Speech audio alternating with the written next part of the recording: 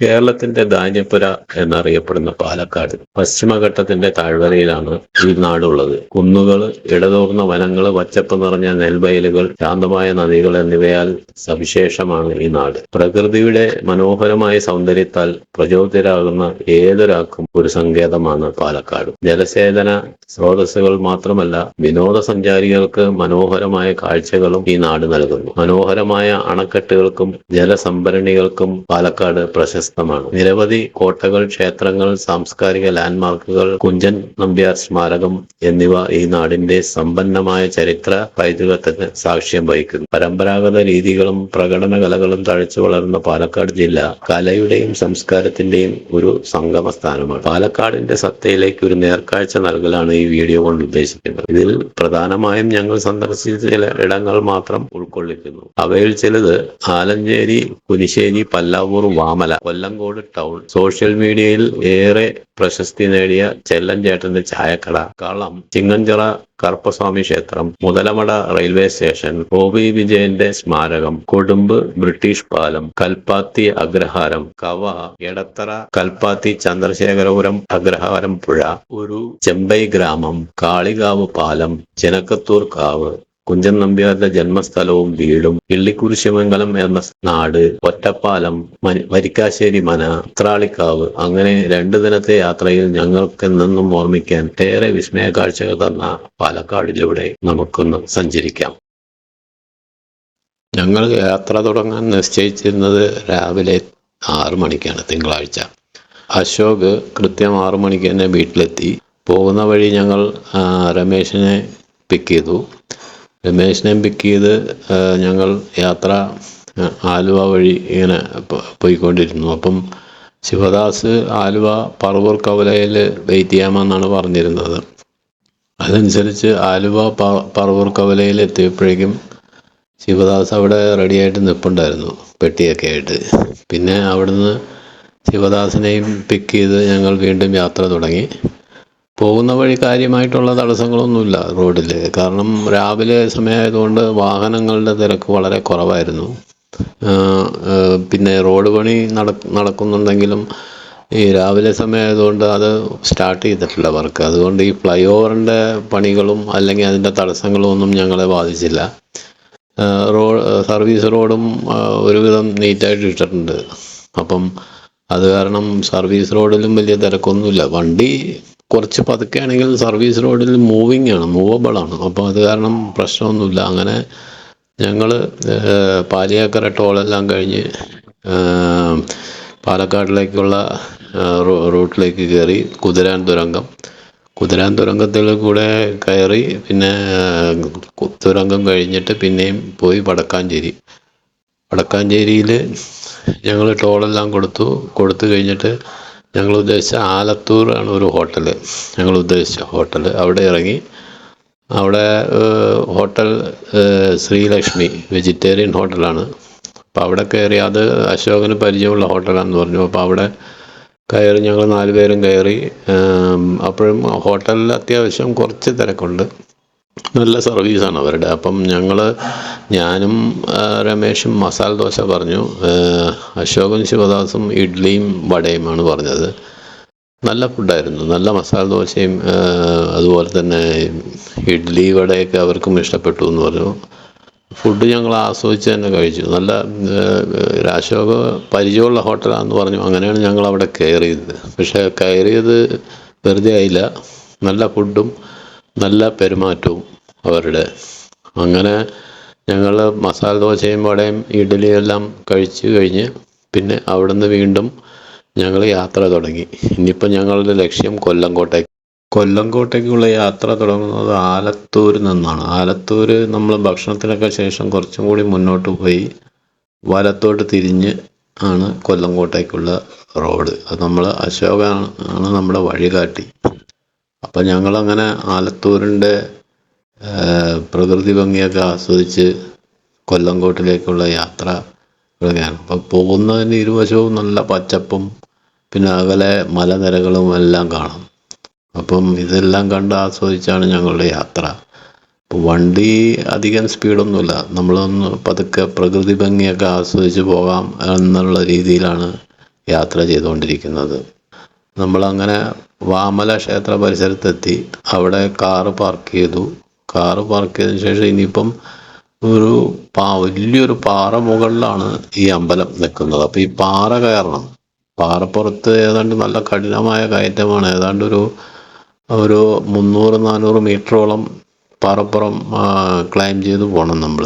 അങ്ങനെ ഞങ്ങൾ ഒരു കണക്കിന് മുകളിലെത്തി, പാറപ്പുറത്തെത്തി കഴിഞ്ഞിട്ട് തിരിച്ച് താഴേക്ക് നോക്കുമ്പോൾ നമ്മുടെ പ്രകൃതി ഇത്ര മനോഹരമാണോ എന്ന് നമുക്ക് സംശയം. മലമുകളിലൊരു ഒരു ഹനുമാൻ പാറയുണ്ട്, അവിടെയും ഞങ്ങൾ ഷൂട്ട് ചെയ്തു. പിന്നെ അമ്പലത്തിൽ കയറിയില്ല, കാരണം അമ്പലത്തിൽ എന്തോ മെയിൻ്റനൻസ് വർക്കുകളൊക്കെ നടന്നുകൊണ്ടിരിക്കുകയാണ്. പിന്നെ നടയും അടച്ചിരിക്കുകയാണ്. അപ്പം ഞങ്ങൾ ആ പാറപ്പുറത്ത് കുറച്ച് നേരം, നല്ല വെയിലാണ്, പക്ഷേ ഒരു മരത്തണലും ഉണ്ട് അവിടെ. ആ ദൂരെ ഒരു മരം നിൽപ്പുണ്ട്, അവിടെ കുറച്ച് തണലും ഉണ്ട്. അപ്പം ഞങ്ങൾ അവിടെ കുറച്ച് നേരം വിശ്രമിച്ചു. പിന്നെ ഞങ്ങൾ താഴെ വന്നു. താഴെ വന്ന് അല്പം വിശ്രമിച്ച ശേഷം പിന്നെ ഞങ്ങൾ യാത്ര തുടർന്നു. പോകുന്ന വഴി ഞങ്ങൾ ഇടയ്ക്ക് വെച്ച് നോക്കുമ്പോൾ ഒരു പൂട്ടിക്കിടക്കുന്ന ക്ഷേത്രം കണ്ടു. അപ്പം ഞങ്ങൾ അവിടെ ഒന്ന് ഇറങ്ങാമെന്ന് വിചാരിച്ചു.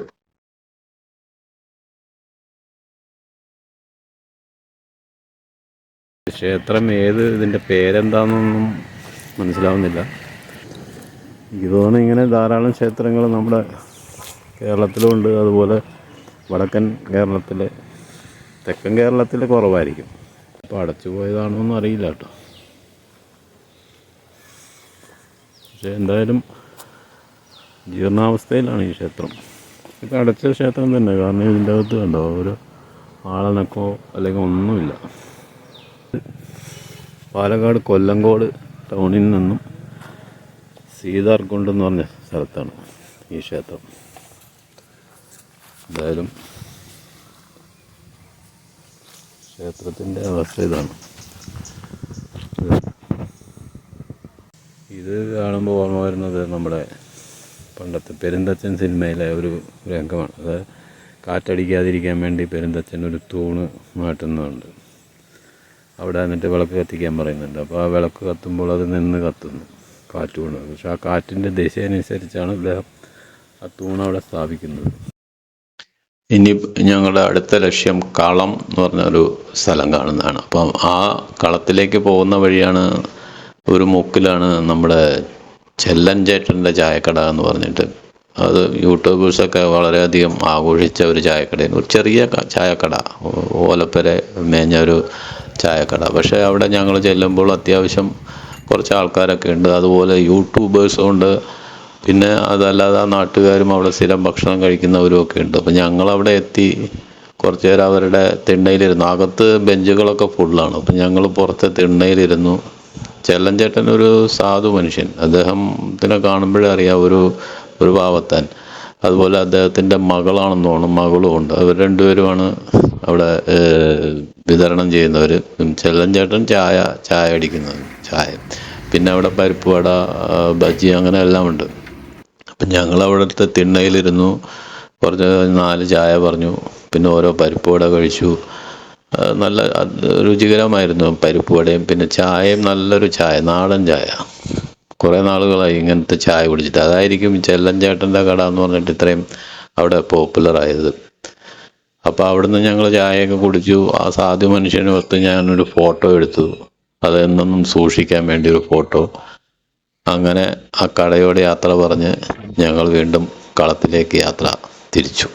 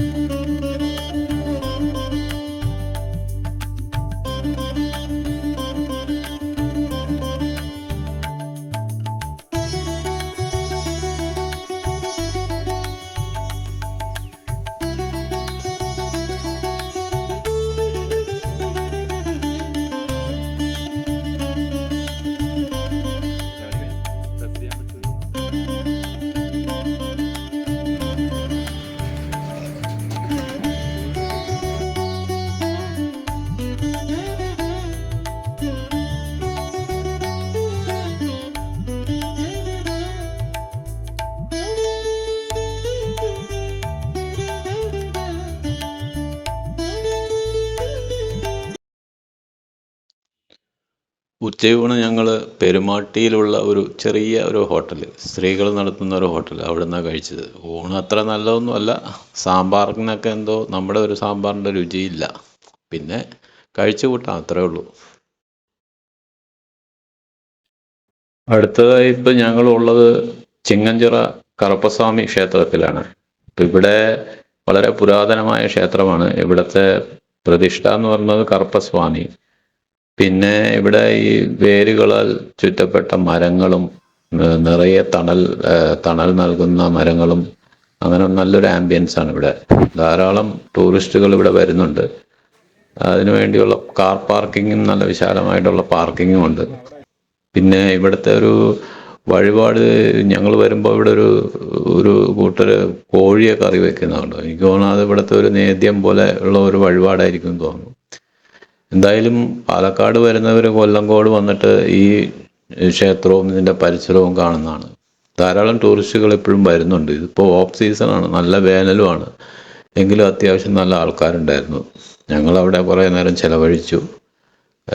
കുറച്ച് കാര്യങ്ങളെല്ലാം കണ്ടു. പിന്നെ അവിടെ നിന്നും യാത്ര തിരിക്കാൻ പോവാം ഇപ്പം. ഇനി അടുത്തത് ഞങ്ങൾക്ക് പോകാനുള്ളത് മുതലമട റെയിൽവേ സ്റ്റേഷനാണ്. അത് ഒരു പുരാതനമായ റെയിൽവേ സ്റ്റേഷൻ. റെയിൽവേ സ്റ്റേഷൻ്റെ ഇരു പ്ലാറ്റ്ഫോമുകളിലും ഇടതൂർന്ന മരങ്ങളൊക്കെ വളർന്നു നിൽക്കുന്ന ഒരു സുന്ദരമായ റെയിൽവേ സ്റ്റേഷൻ. അവിടെ നമ്മൾ പല സിനിമകളിലും ദൃശ്യങ്ങൾ കണ്ടിട്ടുണ്ട്. ദിലീപിൻ്റെ വെട്ടം സിനിമയൊക്കെ ആ പ്ലാറ്റ്ഫോമിൽ വെച്ച് ചിത്രീകരിച്ചത് നമ്മൾ കണ്ടിട്ടുണ്ട്. അപ്പം മുതലമട സ്റ്റേഷനിലെത്തി. അവിടെ എത്തിയപ്പോൾ അവിടുത്തെ സ്റ്റേഷൻ മാസ്റ്റർ പറഞ്ഞു, നിങ്ങൾ പ്ലാറ്റ്ഫോം ടിക്കറ്റ് എടുത്തിട്ട് വേണം കയറാൻ. കാരണം അവർക്ക് മനസ്സിലായി നമ്മൾ ടൂറിസ്റ്റാണ്, സ്റ്റേഷൻ കാണാൻ വേണ്ടി വന്നതാണെന്നുള്ള അവർക്ക് മനസ്സിലായി. അങ്ങനെ ഞങ്ങൾ പ്ലാറ്റ്ഫോം ടിക്കറ്റ് എടുത്തു. അത് നല്ല കാണേണ്ട ഒരു സ്റ്റേഷൻ. പക്ഷെ ഇപ്പോൾ അത് പുതുക്കി പണിതുകൊണ്ടിരിക്കുന്നുണ്ട്. അതിൻ്റെ റൂഫിംഗ് ഷീറ്റെല്ലാം മാറ്റിക്കൊണ്ടിരിക്കുകയാണ്. അപ്പോൾ അതിൻ്റെ ആ ഒരു പഴമ ഇപ്പം നമുക്ക് തോന്നുന്നില്ല. കാരണം പണ്ട് ആ സ്റ്റേഷൻ്റെ പ്ലാറ്റ്ഫോം ഓടൊക്കെ ഇട്ടിട്ട് നല്ല സുന്ദരമായിരുന്നു. ഇപ്പോൾ അതെല്ലാം മാറ്റി അവർ ഷീറ്റ് പാകിക്കൊണ്ടിരിക്കുകയാണ്. അപ്പോൾ അതിൻ്റെ വർക്ക് അവിടെ നടക്കുന്നുണ്ട്. പിന്നെ ഒരു ട്രെയിൻ വരുമോ എന്ന് നോക്കി ഞങ്ങൾ കുറച്ച് നേരം നോക്കി നിന്നു. പക്ഷെ ആ സമയത്ത് ട്രെയിനൊന്നുമില്ല. 1-2 യാത്രക്കാരവിടെ ബെഞ്ചിലൊക്കെ ഇരിപ്പുണ്ട്. പക്ഷെ ട്രെയിൻ വരാൻ ഇനിയും വൈകും എന്നുള്ളത് കൊണ്ട് ഞങ്ങൾ അവിടുന്ന് പതുക്കെ യാത്ര പറഞ്ഞു.